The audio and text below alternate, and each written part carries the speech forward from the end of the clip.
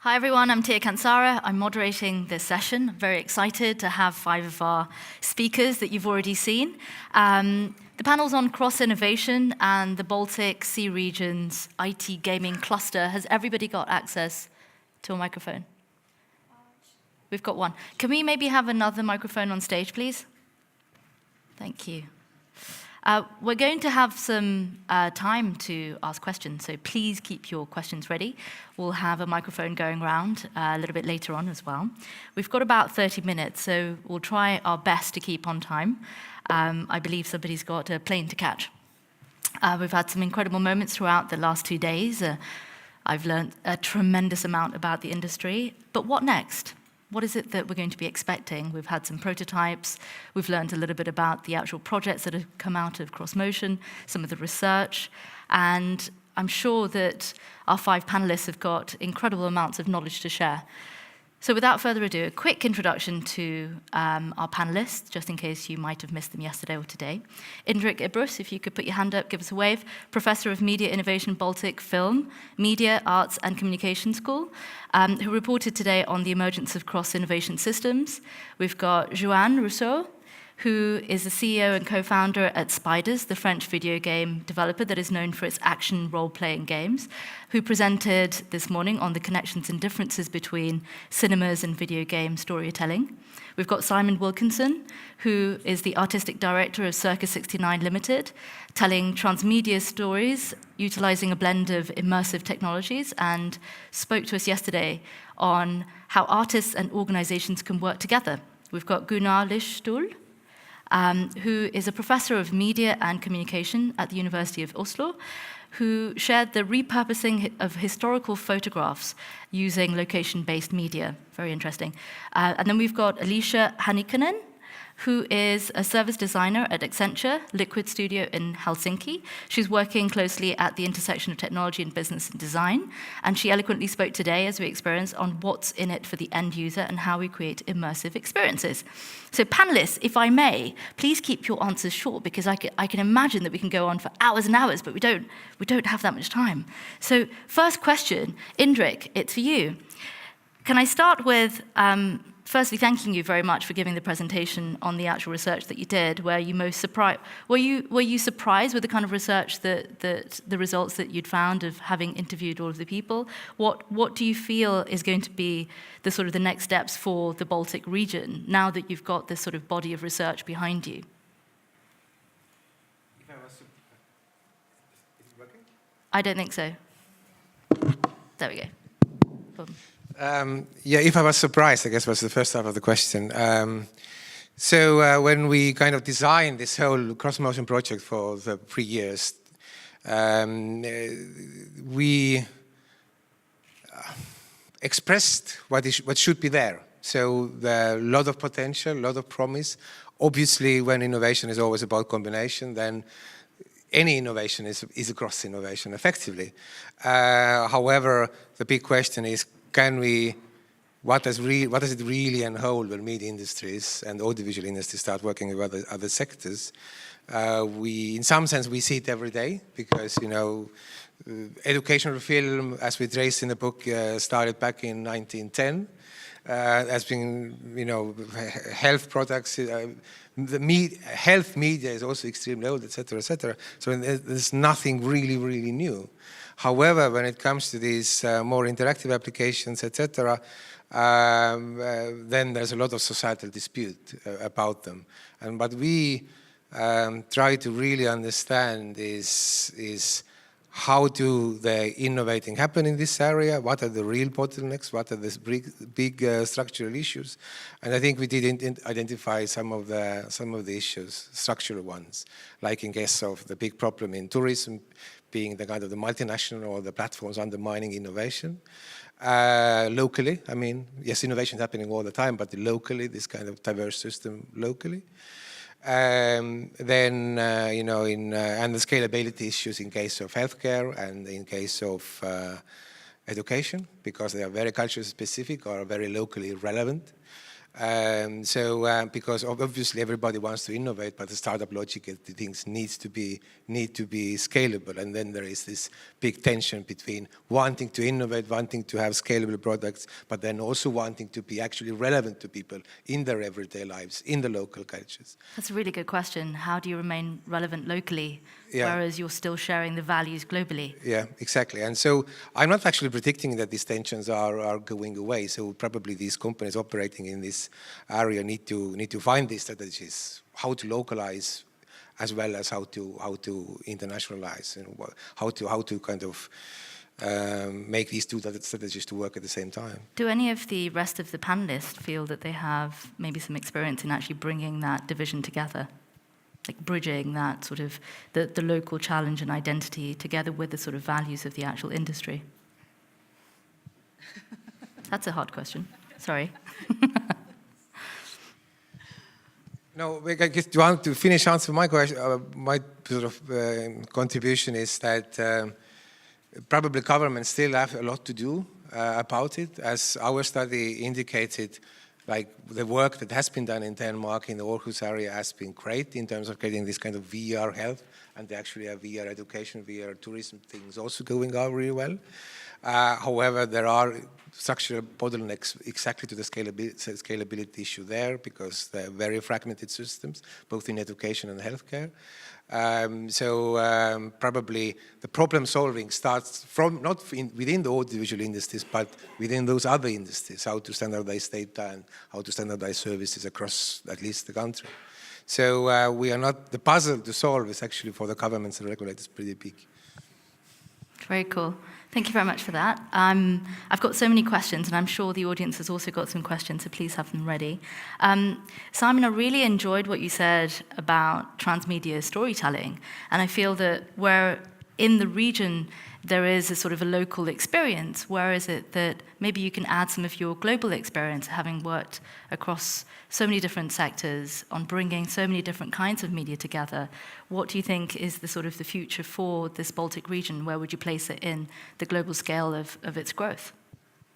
About this region, I'm not really qualified to your answer, but what I can say the is, last couple of days. If you think that the shows that I'm taking around the world are really a conversation with audiences about what they're feeling about various subject matters, and in the very nature of actually physically going to a place and embedding in that place, and being around people, and particularly people who are kind of internet generation, people who are internet culture worldwide, what I'm seeing and bear in mind, I'm going to add something in, that is that my job is to, like I said yesterday, it's a two-way conversation.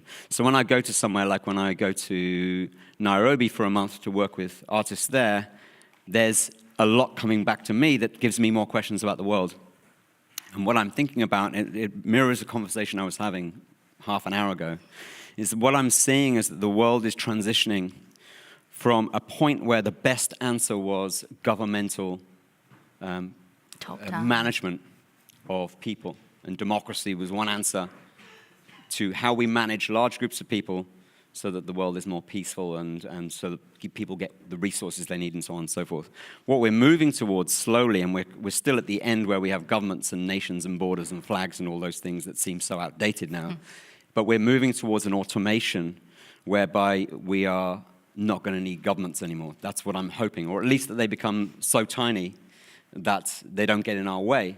It's really interesting that someone like me is saying that, because when Ronald Reagan back in the day and Margaret Thatcher back in the day were around, and they were saying, we want to remove restrictions so that the people of America can do the things they're so good at, I hated those people. Because my country had been in many years of socialism, and it worked very well in certain ways. But now, from the perspective that I am of being the age that I am in 2019, and what I'm seeing around the world, especially in places like Venezuela, where I was not that long ago, in Nairobi, in Armenia, and those places which don't have strong economies, to say the least, that actually a lot of these technologies which we're using for quite nice purposes, they're using for survival, and are gaining control and power in a way which is incredibly inspiring. So what I'm hoping, because I don't know the answer to what's going to happen, but I have hopes. My hopes is that we remove power from vested interests and place it in the hands of everybody, through these technologies. that Such we're an playing around with interesting now. time for that to happen. And Joanna, please. Well, of course, agree a lot with what Simon was saying. What I can see here, and it was a kind of surprise when I came here, because I didn't knew anything about the place, and even about what would be the talk about this conference and about the projects also. So it was a whole discovery, and I was amazed really by the quality and the differences and variety of all the projects I've seen, and the energy and dynamism coming from all the peoples around. So first, bravo. And second thing is, in some ways, what was saying Simon is, I think, dormant there, meaning that we can't wait for government to make the changes. We, as individuals, or a small group of persons, like, I don't know, a group of students, or it can be a company, it can be, I don't know, and in some ways it doesn't matter. It's a group of persons that are, that wants to move together, that wants to create something new and bring into the world because they think that it can be helpful. And this is happening now, and this is happening here. And it's something that is very interesting. I think that is something that is emergent in plenty of different places around the world, but to see that it's that vivid here and that dynamism that can push towards, a future that could be brighter, hopefully. Yeah, it's very great. And mixing, skills and knowledge and cultures to bring some more stuff, and being there and being able to meet you all and everyone here gives me plenty of ideas. I was writing all along on my small book because I need to write to fix my ideas, and it's crazy. I've got 2 or 3 more projects just by being there, talking with you all. So thank you again for that. And it's something that I want to share with you all. So it's great. And It's sort of like the place that you can come, have a conversation, be inspired, go away, exactly. work on Inspiration, projects, collaborate. ignition. We used the word ignition when we were talking. It's exactly what could be that type of conferences and places where we could meet with university teachers, with doctors, with artists, with engineers, and exchange knowledge and exchange skills and ideas, and how we could create that, how we could give meaning to that, how we could make this stuff very more appealing than it is for now. And by exchanging that, we will create, hopefully, a better world for everyone. I think so, and I think there is this incredible community that's developing, not only at CrossMotion, but where we go away and we take that sense of identity within a community and what it means to be part of a community, to collaborate, to come and discuss your ideas, to come and discuss the research. I see you nodding quite a bit, Alicia. I'd love to know what your views are coming from a larger business. And of course, these are sort of the big challenges that we have. Is it going to be a top-down approach? Is industry going to be creating those sorts of positions? Where does the industry sort of sit in that? Yep. Well, yeah, building on 2 comments before me, I absolutely agree with you. And I think we're entering this age of totally different type of a collaboration. And that is something that can be turned around and made as a strength in the Baltic region, right? Absolutely. If we get the collaboration right, that's how it's going to work. Because when we talk about like governments or public services, they're not really good at innovating, are they? If you look at history examples, right? That's not where the innovation happens. But they like this, or either control down approach, or that's where their legislation is, or that's where, well, yeah, the control and the power is, right? I don't know. I think it's a question of how are they going to like a new different role of collaborating on a more equal, and I think they will, and I think this is the way forward because everybody needs to collaborate. We're talking about startups, we're talking about public sector, we're talking about larger corporations, and then to create this kind of environment for new type of collaboration. It's like an ecosystem. Yeah, some kind of an ecosystem. And if you compare like smaller organizations and startups, they're really good at, for example, finding one use case, working in a niche and, like really doing something. But when you look at a large corporation, like, for example, Accenture, where I'm coming from, following really big trends or having access to, like, governments or making something much more scalable, larger. I mean, we don't innovate exactly absolutely everything in our projects when we do. We have, if you're working for a client and the client is asking you to innovate some kind of a solution, solve some kind of a problem, right? It's not necessarily that we're going to start building it from scratch. Chances are that somebody else did it already in the world already, right? So we have this open innovation network where we have profiled different startups with their different skills and interesting technologies. And when the time comes, and if it would be some kind of a right solution for us to develop something together with them, we can go directly to them and talk with them, and involve them in a larger project, because it wouldn't just make any sense to waste for us time to start building anything from scratch. And so what I'm trying to say is that in the Baltic region, if we continue, what happens next in the healthcare or in tourism or, diverging all of these kind of like projects, I think it's about really smart collaboration to get this platform where everybody can talk to, talk to the other potential stakeholder or an interested party. Last week in Helsinki, I attended a very good workshop on the future of education. It was very brilliantly structured. Thank you, Jari. I see you're sitting here in the front row. He was also participating and was arranging it. It was absolutely brilliant. And then in the end, they asked the question, not to criticize or anything, but in the end they asked the question like, do you have any development ideas? Of course I do. Here we are talking about the future of education, how we can make more use of XR, how we can, create new model or any kind of like a new solution. And then it just hit me in my head, hold on, we don't have anybody here who's policy making.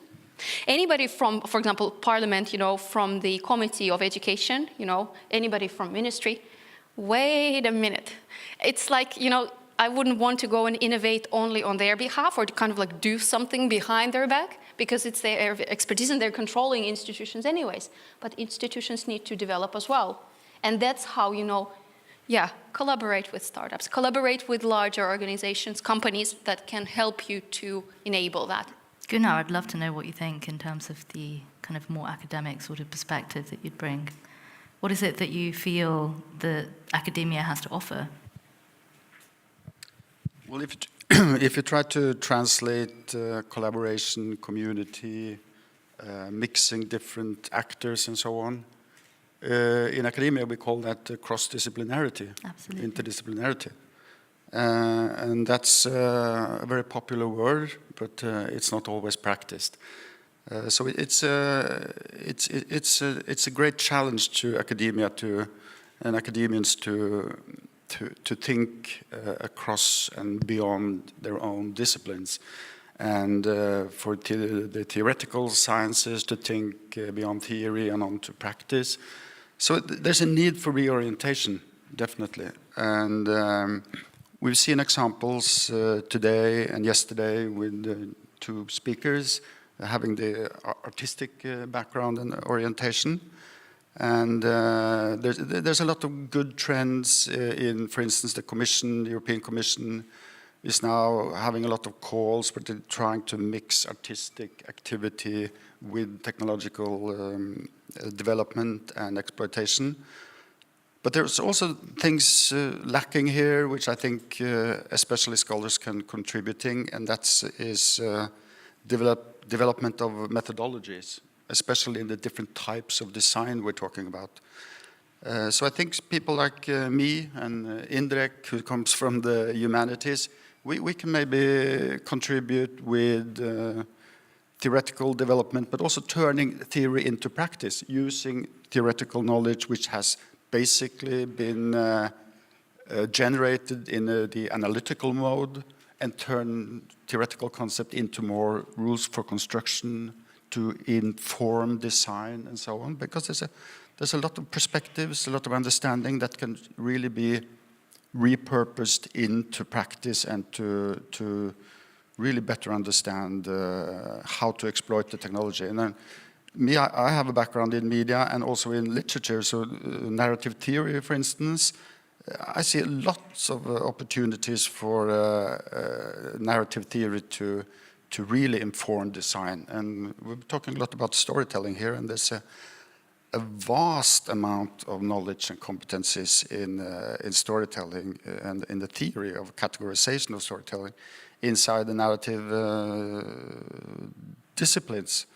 And this could be repurposed for design purposes, and then we can really get to shaping the content and not letting just the technology and the hardware and partly the software sort of dominate the development, but really let the more, what I call meaningware, the form of the content, let that really inform the development.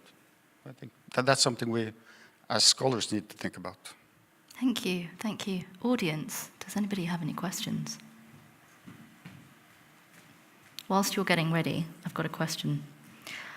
And maybe this is open to anybody. How do you create trust in creative industries? From the perspective of the creatives to work together, and from the perspective of the audience to participate more. How do you create trust in creative industries? I think the answer is simple, and it's how my presentation ended, actually, which is that we're moving away from an era of persuasion into an era of presenting our audiences with an opportunity to solve the problem for us. So rather than, me making an hour-long film about X, Y, Z and trying to persuade you of my point of view or presenting various options, but not, what I see in that persuasion medium, for example, was like a presentation I saw last year where they presented the options on the table, but they were missing a great big one over here because it didn't serve their interests.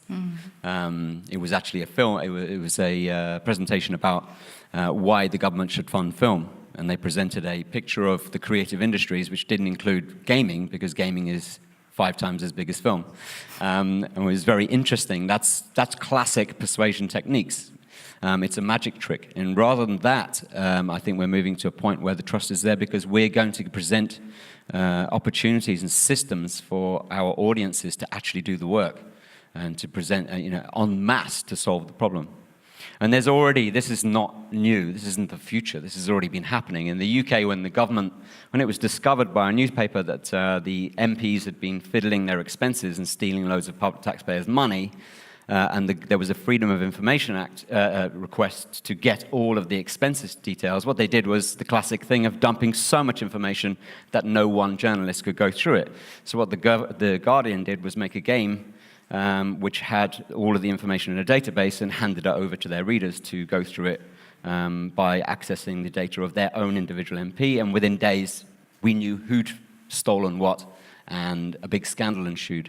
That's a classic thing. Let's stop pretending that some people are wise and other people are there just to receive information, and let's all get involved in problem solving. I think we're moving away from wise people, clever people, and getting into The expert. Yeah. Or an expertise. It's it's told everything I would like to say. Yeah, humility, as I told before.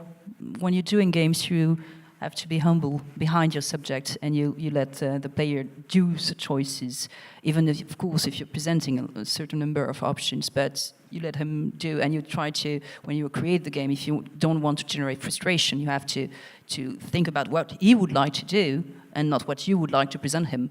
And I think that by just thinking like that, it can help to connect and to create better stuff for everything in any different types of fields. So, and by, I think, the use of thinking about the other first and not about what you would like to tell as a great author or great artist or so on. We don't care about that. What is important is what the people will want to do with that, and but with that basis, we can go anywhere. What are some of the challenges sorry? Oh, yeah, I wanted to comment this as well, based on evidence. Creative industries, by definition, are trust-based industries. Because, in the current era, these companies have been going smaller and smaller. People tend to work with those people whom they already know. Therefore, it is all the matter for the public policy, for the governments, to create situation where people get to know each other. So, for instance, cross-motion here, public funding to create situations where artists and creative people can meet, can establish trust relationships, and can collaborate.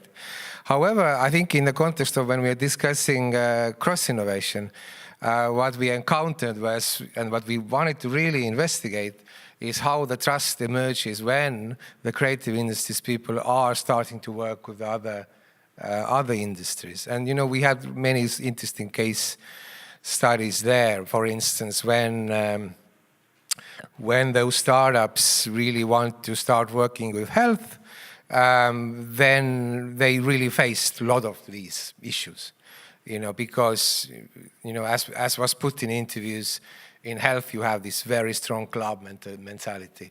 Either you are a doctor, either you have had a medical education or not, and then you're out of the club. I can imagine And then we refuse to talk to you. Yeah. Then we refuse to talk to you. And then what we clearly saw in case of those startups was to establish these translation roles. So we are a startup, we include those, those people of medical education who master the vocabulary and can speak to others and are trustful for others. So it was the same in health and so on. So I guess, again, very good job was done policy-wise in Aarhus in this sense, to really bring those industries together, to open up and start having this dialogue and understand each other. And surely we need to learn from that case and apply the same. Thank you. If I may, just one more thing, because of what you were saying about trust. As game makers for a long, long time, were seen by other, like, kind of kids, ever-ending kids, where we can't stop playing our whole life, and it's partly true. But we can also create some great things. And most of all, we are makers, not only players, but makers. And we just offer our knowledge about how we can create games, how we can bring gamification, how we can use a game to bring more meaning into different fields of science or education or and so on. And at the beginning, when we first tried to discuss with a university and so on, of course I can talk only about France because I never done that in the Baltic, but they were very, suspicious. You're kind of toys makers. What are you doing there talking with us? So, okay, maybe you're right, but you could use our skills, maybe. Maybe it could be helpful. And it's been years now, and now they're coming back to us and say, I remember that you came to us a long time ago, and you wanted to bring us our skills and your skills, and maybe now we could use them. Okay, great. What do you Let's think work together. changed for them? What do you think changed for them? I think that now everybody is playing, really. Even your grandmother is playing. So why not? Why not using games to transmit knowledge, to exchange, to reassure, to educate? So I think that's what changed. It's no more something that is just designed for kids. It's something that is for everybody. And now more and more people knows about that. So, and here we are. Thank you. Does anybody have any questions?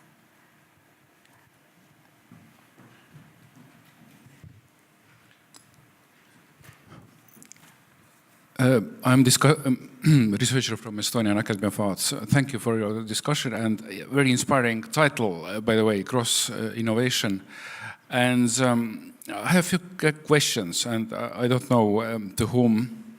We do have only about 2 minutes left, so Sure, perhaps it might be a case of sharing your question and also taking it Okay, offline. good. First, maybe we can understand cross-innovation as something what mankind history has had already over year thousands. Can we write some sort of kind of cultural history of cross-innovation? I mean, very different fields have been in interaction already for centuries, probably. Another question would be, can we expand this kind of paradigm or concept of cross-innovation into other fields except education, tourism, let's say agriculture, or some sort of kind of heavy industry? Does it give any kind of added value there or something to society?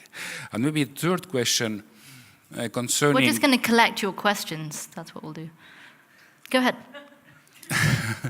Third question, how to Because solve... we are running out of time, I will answer quickly the second one. Certainly, agriculture, etc. We just used 3 case studies in our study and in this project because they are kind of easy partners, all service economy sectors, where some content heaviness there, etc. Well, I can comment to that one as well. I mean, I've already showed about manufacturing X.O, how companies are pressured right now to have better operational efficiency. So, I mean, of course, it's going to go to all other different sectors, not only agriculture. But what I'm starting to think about is that, what about, like, if you look back in time in history, have we ever been so pressured before to innovate and cross-innovate? Maybe not.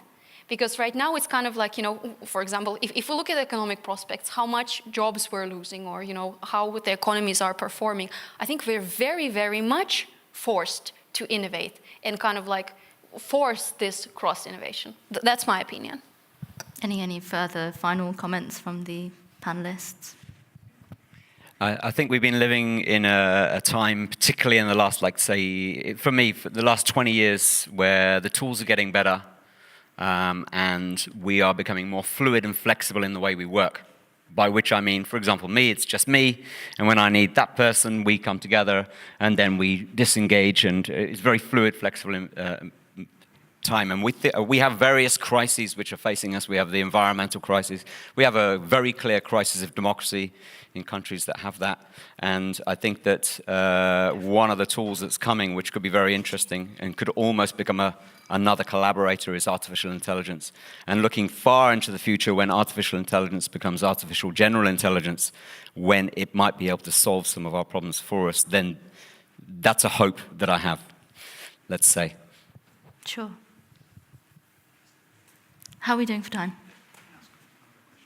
Do we have another question? Yep, we're ready. Shortly, probably. Thank you very much, first of all. My question is like this.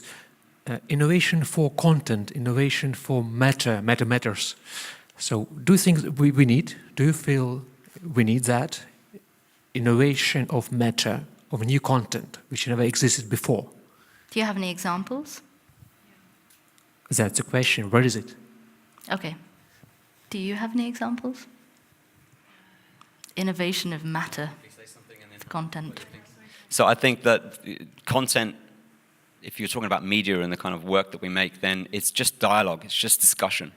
And the technologies we have are, so put it this way, back when we were telling stories around a campfire, it was adaptive, interactive storytelling, because I, as the storyteller, could respond to how you were responding to me and change the story to make it more scary or whatever like that. For a moment, we industrialized storytelling through cinema, and it became non-interactive for a period of time. In the 1970s, gaming came along, and it was the big innovation to make storytelling interactive again. And so it could be a dialogue. And I think that dialogue, and whether we innovate new content, it's not for its own sake, it's to solve problems in the world and to discuss our situation. And what we want to do is get around some of the boring problems, like actually surviving, and have much bigger conversations about how awesome and weird it is to be alive on a planet that's floating through space. And to get into those kind of conversations. For me, that's what becomes interesting, where we start thinking about what we are and why we are and those kind of things. It's almost as if science has sort of moved on, so with all the sort of science. Sorry. But building onto your earlier comment when you said that now we have totally different new tools. And I think this is something that's going to end up and possibly modify the way it's modifying the way we receive content, it's modifying the way we create content. Who knows what shape, what type of new content can appear. But if you have this opportunity to collaborate virtually, or, maybe you're going to be receiving news in 5 years, you're just in your headset and you're following different channels and you have interactive opportunity to ask the reporter something there. So it's going to definitely shape the way, the content of media. I mean, that happens at the moment with Instagram, for example. If you're live on Instagram, you can actually ask a quick question, and the person who is reporting or is going live is actually answering and fielding all of the questions. So there are a number of different ways of actually fielding all of the questions real time. Interaction will take further stage in its involvement. That's really interesting. When I was a child, I never thought I could work in video games because it seems like something like kind of impossible goals. No one was aware of how you get into the video game industry back then. And I joined video game industry 20 years ago and never stopped. And when my daughter was actually 18, began to talk about what she would like to do, and they don't worry that much because it can change. Don't worry about what they are telling you at school or college and so on, because it will change. They don't even know what will happen tomorrow, so don't bother about that. It will come to you, and you will find your way through. And as you've already shown in your presentation, there are each year some new job, new media, new way to interact, new way to communicate, new way to create and build and things, and new type of media also appears every day. So VR is something that is not new, but as it is actually existing, it's something that we weren't able to create 10 years ago. So yeah, everything is changing. The cloud will probably change a lot of things, and the access of media. So, and we will be able probably through clouds to have a very, very highly realistic VR we're not talking about years, we're talking about months now. So yeah, we're in a ever-changing world, and it's very exciting to be there now. I mean, I'm pretty exciting to be in that generation and to be able to see all that movement, all that perpetual changes, and to be able to interact with that and to be part of this change. And I hope that you are excited too, because you can do so much more. Any further questions? One at the front. Gentleman with the glasses. How do you view the role of global corporations like Accenture, for example, in driving innovation in the local communities where they work, maybe as part of their corporate social responsibility, for example? I'm sorry, can you repeat? How do you view the responsibility of global corporations like yours in driving innovation in the local communities where they work? Well, microphone. Thank you. Okay, driving innovation. We have changed, we renewed ourselves actually quite much in the way we work, right? So that directly affects how we work with our customers and how we innovate with them, right? But then I don't have all of the exact figures, but I know that Accenture is doing lots of work for the communities, whatever present, anywhere else in the world. But there's lots of different kind of projects they're also doing, even without, not for the money, but just to improving the world, because we have a really long history in our company of, making one of the best places to work, to make, for example, really good environment for employees. I'll give you an example. In Finland, there was this, best place to work competition, and Accenture was winning 5 times in a row, the first spot. So then they said, okay, we're not gonna participate anymore because we don't want to compete.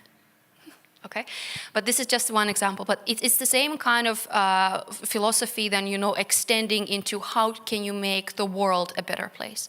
So for example, I've been active in a political youth organization early and different youth organizations. And I have that kind of background. And if I would be interested, in doing some kind of humanitarian work or some kind of a project, in developing countries, we have already institutionalized different departments in the large organization entirely that I would, contact somebody and say and express my interest, and I'm interested in this kind of work or in this kind of field, and I would be then assigned, to go somewhere and try to make the world a better place. I don't have right now one particular item, that I would like to drive. But if I wanted to, I would. So the question is that, for example, we do also projects together in the society with different stakeholders with our own money. For example, what I'm trying to say is that if we're looking into some kind of we see some kind of a very important trend that is happening, or then innovation needs to happen in this field, but we need also the expertise from the end user, from that stakeholder. We're really willing to collaborate with them to learn together in the process, because then it might lead to something. It's going to lead to us, because we're a consulting company. We're interested in making business, but it's also going to be the value for the local community or some kind of an institution. So we innovate together. I think So- what's really fascinating is the opportunity that a company like Accenture will have, not just in terms of the expertise that they have, the consulting. McKinsey does that. Open IDEO for smaller projects, for example. IDEO has sort of extended its creative design sort of thinking in order for it to help people in villages all over the world. And I think that there are amazing opportunities, not necessarily just to have this section in your in your company that has CSR, but individuals within the actual company that then reach out to help out as well. That's unfortunately all we've got time for. But I wanted to thank very much the panelists for giving us their time.